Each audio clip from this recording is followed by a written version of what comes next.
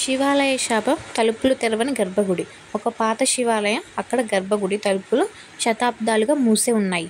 పురాణం ప్రకారం ఆలయ ప్రధాన పురోహితుడు శివార్చనలో లోపం చేయగా భైరవుడు ప్రత్యక్షమై నా దర్శనం దినచర్య కాదు, ఆత్మసిద్ధి అయిన వారికే సాధ్యమని శపించాడు. తలుపులు బలవంతంగా తెరవడానికి ప్రయత్నించిన వారు ఆ తలుపుల ముందే స్పృహ తప్పి పడిపోయారని గ్రామంలో చెబుతారు. నిద్రలేని విగ్రహం. ఒక విష్ణు ఆలయంలో మూల విగ్రహం కన్నులు మూయదు. పురాణం చెబుతుంది ఈ రూపం చక్రపాణి యుద్ధ రూపం. శత్రువు సమీపిస్తే స్వయంగా ప్రాణం పోతుంది. అందుకే రాత్రిపూట ఆలయ ప్రాంగణంలో ఎవరు నిలబడరని అంటారు. శపించబడిన మంగళసూత్రం. ఒకసారి పార్వతీదేవి తన భక్తురాలికి ఆశీర్వదించిన మంగళసూత్రం అసూయతో ఉన్న ఓ రాణి దొంగలించింది. అది ధరిస్తూనే రాణి రాజ్యం కల్లోలమైన రాజు చనిపోయాడు. ఆభరణం తిరిగి ఆలయంలో ఉంచిన తర్వాతే శాంతి వచ్చింది. ఇప్పటికీ ఆ మంగళసూత్రాన్ని ఎవరూ తాకరని చెబుతారు. గుప్త రుద్రాక్ష. ఒక యోగి హిమాలయాలలో పూజ చేసిన రుద్రాక్ష భైరవుడి ఆజ్ఞతో ఒక గుహలో దాచబడింది. ఎవరైనా సరే దాన్ని స్వార్థ ప్రయోజనాలకు తీసుకోవాలి అనుకుంటే గుహ ద్వారం మూసుకుపోతుంది. పురాణం చెబుతుంది ఏంటి అంటే అది కేవలం కలియుగాంతంలో మాత్రమే బయటకు వస్తుంది. మంటలు పుట్టించే శివలింగం. ఒక గ్రామంలో శివలింగంపై పాలు పోస్తే మంటలు ఎగిసిపడతాయి. స్థానిక కథ ప్రకారం ఆ లింగం ఒక యజ్ఞంలో శపించబడింది. నీ మీద చేసే పూజా ద్రవ్యం అగ్నిగా మారాలి అని. ఈ కారణంగా అక్కడ కేవలం నీరు, బిల్వపత్రాలతోనే పూజ చేస్తారు. కాలయానం చేసిన ముని. మార్కండేయుని భవిష్య దర్శనం. మార్కండేయ మహర్షి సముద్ర మథనం ముందు జరిగిన సంఘటనలన్నీ చూశాడు. కానీ ఒకసారి ఆయన యమునా తీరం వద్ద ధ్యానం చేస్తుంటే క్షణం లోపల ప్రళయ సముద్రం ఉప్పొంగి విశ్వం మొత్తం జలంలో మునిగిపోయింది. ఒక చిన్న వటవృక్షం మీద శిశువుగా విష్ణువు తేలుతూ ఉన్న దృశ్యం ఆయనకు కనిపించింది. అది భవిష్య ప్రళయకాలమని దేవతలు చెప్పారు. క్షీణించని శరీరాలు. సప్త చిరంజీవులు. పురాణాల ప్రకారం అశ్వత్థామ, విభీషణ, హనుమంతుడు, కృపాచార్యుడు, పరశురాముడు, మార్కండేయుడు, బలిచక్రవర్తి ఇంకా భూమిపైనే ఉన్నారు. వారిలో కొందరు యోగ బలంతో, మరికొందరు శాపాల వలన మరణాన్ని జయించారు. ఈరోజు కూడా కొంతమంది హిమాలయ గుహల్లో వారి దర్శనం పొందినట్లు చెప్పుకుంటారు. విష్ణువు నాభిలోని విశ్వం.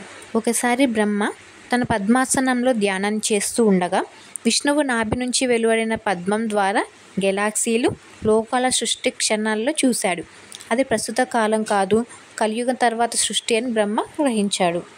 రహస్య శంఖం. శబ్దంతో లోక వినాశం.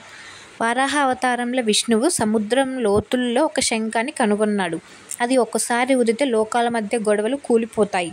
దేవతలు భయంతో ఆ శంఖాన్ని పాతాళంలో దాచారు. కానీ కలియుగాంతంలో అది మళ్ళీ వినిపిస్తుందని అంటారు. మాయానగరం. ఇంద్రజిత్ సృష్టించిన లంక. రామాయణ యుద్ధంలో ఇంద్రజిత్ తన మాయాజాలంతో ఆకాశంలో ఒక లంకా నగరాన్ని సృష్టించాడు. అందులో రాముడు, లక్ష్మణుడు బంధింపబడి ఉన్నట్లు చూపించాడు. వానర సైన్యం భయంతో వెనక్కి తగ్గగా హనుమంతుడు మాయా భంగం చేసి యథార్థం బయటపెట్టాడు. సమయాన్ని ఆపేసిన యోగి. ఒక మహర్షి తపస్సు అంత ఘనంగా ఉండేది.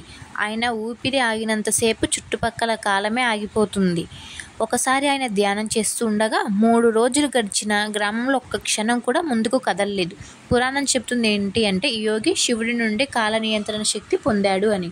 గుప్తద్వారం. పాతాళానికి వెళ్ళే మార్గం. హిమాలయాల్లో ఒక దేవాలయ ప్రాంగణంలో రాతి తలుపు వెనక గుప్తద్వారం ఉందని అంటారు. పూర్వం ఒక నాగకన్య ఆ ద్వారం గుండా పాతాళంలోకి వెళ్ళింది.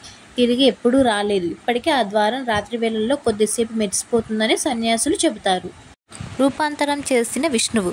వామన అవతారంలో విష్ణువు బలిచక్రవర్తిని మోసం చేసి 3 అడుగుల్లో లోకాన్ని కొల్లగొట్టాడని మనకు తెలుసు. కానీ ఒక పాత గ్రంథం ప్రకారం ఆ తర్వాత విష్ణువు బలిరాజుకు ఋషి రూపంలో కనిపించి అతన్ని సుతలలో రక్షించాడని చెబుతారు. మాంత్రిక తలపాగా. కుబేరుడి దగ్గర ఉన్న ఒక తలపాగా ధరించినవాడు తన రూపాన్ని ఏ విధంగానైనా మార్చుకోగలడు. ఒకసారి ఒక అసురుడు దాన్ని దొంగలించి కుబేరుడి రూపంలో స్వర్గలోకంలోకి ప్రవేశించాడు.